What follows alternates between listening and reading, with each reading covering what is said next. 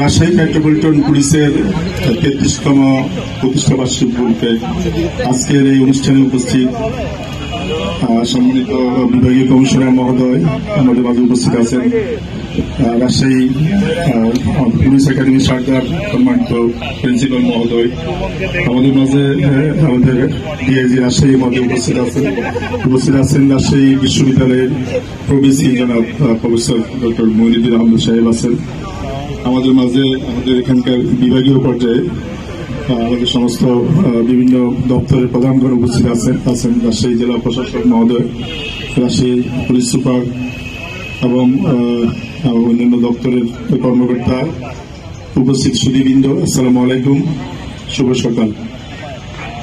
আজকে 1 জুলাই।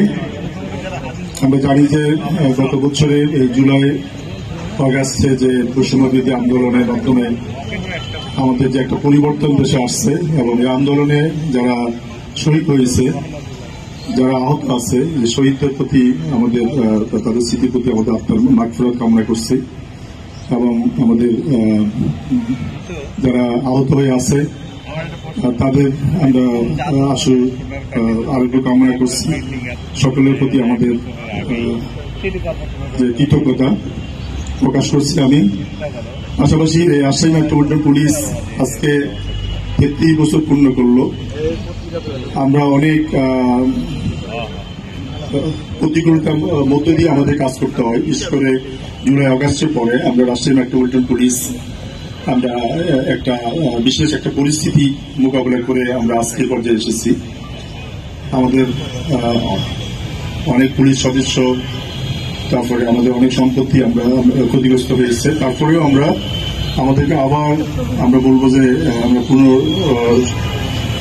সংস্কার করে বা পুনরায় আমাদের কার্যক্রম চালু করতে পেরেছি। এক্ষেত্রে রাজশাহী মহানগরবাসী, সকল সুধীবৃন্দ বা আমাদের যারা স্টেক হোল্ডার, সকলের প্রতি আমরা কৃতজ্ঞ। তো আমি এই বলে আমার সবাইকে আজকের এই অনুষ্ঠানে আসার জন্য আমি ধন্যবাদ জানিয়ে আমি শেষ করছি। আমাদের মাঝে উপস্থিত আছেন আমাদের